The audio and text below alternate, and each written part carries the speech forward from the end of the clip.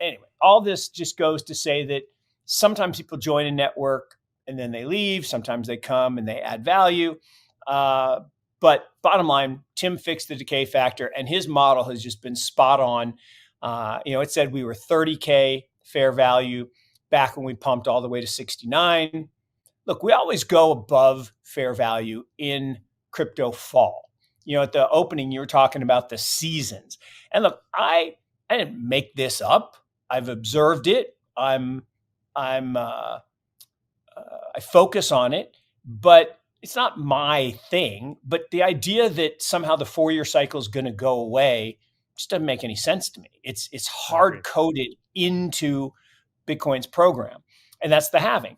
And so what happens is the halving occurs, and if the price didn't move, what would happen? Most of the miners would go out of business. Think about it. Their electricity costs are fixed. Their machine costs are fixed.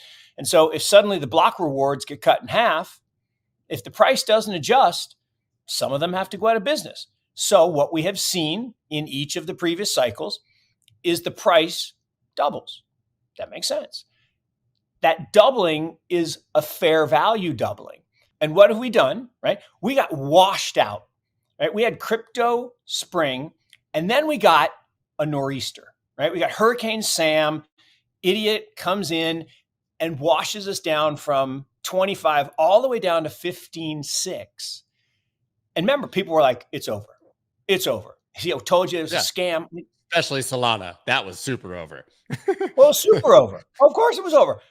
And Solana needed to be over then because the tech had some problems, and they needed the time, and they needed they needed the washout of the big holders. But that wasn't what we were talking about. You go ahead.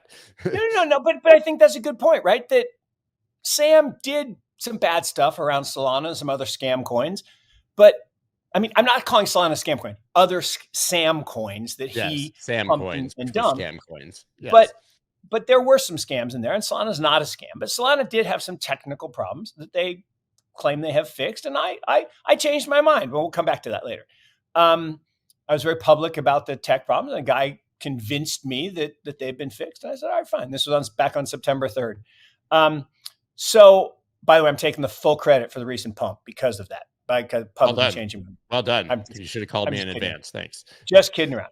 And the leverage is what causes the parabolic craziness where we go way above fair value and then you crash. And it's true of every asset. Look at every asset over time that's had these parabolic moves, whether it was Intel in 2000. I love this. Everyone's like, AI, it's this great new thing. Are you joking? AI was coined 68 years ago. The term was coined 68 in 1980. It was the year of AI in Time Magazine. In 2000, Intel stock went up 20 times. It looks like a Bitcoin chart. It went up 20 times in less than 2 years because it's chips. We're going to change the world in AI. Now it's down 75% since then. It's crazy. And Nvidia's up a lot because AI is not new, but everyone thinks it's new. And so you get these parabolic moves, but then you get a crash. Nvidia's crashed twice more than 90%, like 12 times more than 50%. Who bought it in 1999 at the IPO and held it today? Almost no one. Same number of people that didn't buy Amazon at the IPO and hold it to today.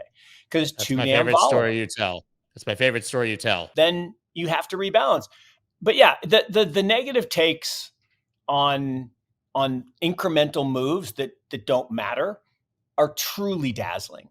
And I said something. I read something this morning that I won't name names, but a guy I actually like and respect in the business.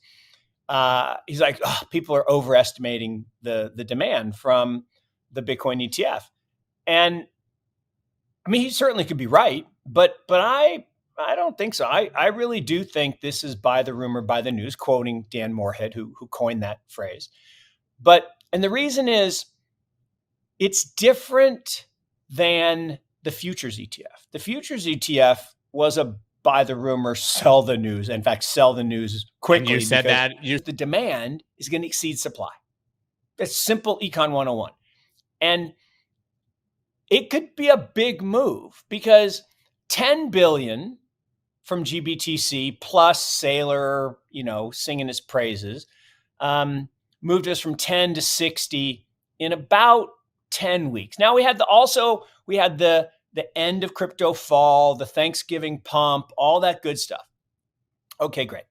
But this is different. This is real demand that I think could stretch. Look, I think it's going to be 300 billion before all is said and done. That's 1% of the assets held in UBS, Merrill Lynch, all these places that aren't allowed, right?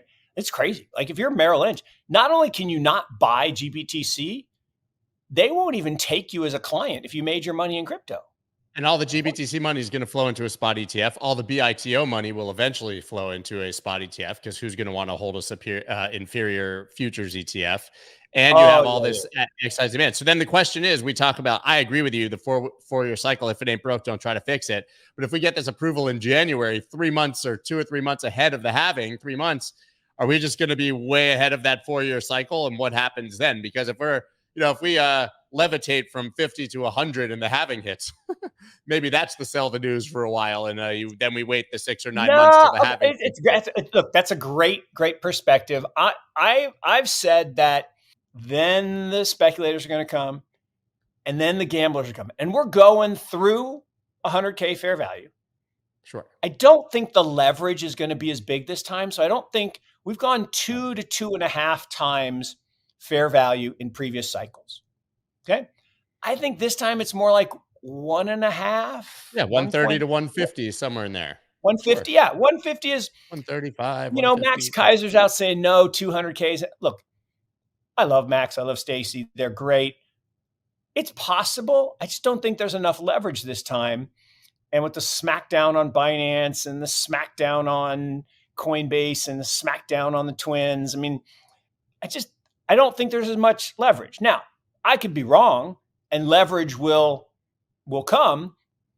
Right. And guess what? I think that's what we have. Chewy, and it took 20 years, but that's okay. We got a long time, and this is going to be here for a long, long time. And the other person who has their birthday on the 8th, along with Elvis, is my son. So my son turns 13, and his present will be the Bitcoin ETF. So, or a trip to Graceland, obviously. Or a trip to Graceland. That'd be good too. It's just funny. I know as we're wrapping up here, but people keep asking me every time I go on an interview, what will be the narrative of this cycle? And I say all the ones from last cycle that were too early. I don't know which coin's going to ride it, but we're certainly going to see DeFi, NFT, metaverse, all these things rearing their heads again. Come on, Scott. Look, all of it is coming, right? All of it. DeFi, it's coming. And it's coming in size, but the tech keeps improving. And the things you start with aren't the things you necessarily end with, because they build on each other and you learn from the failures or the mistakes. But here's the thing it's the reason I get up out of bed every morning. It's the reason I'm having more fun today than I've ever had in the rest of my career. I get to hang out with the smartest, most talented, most passionate, world-changing business builders that I've ever seen. And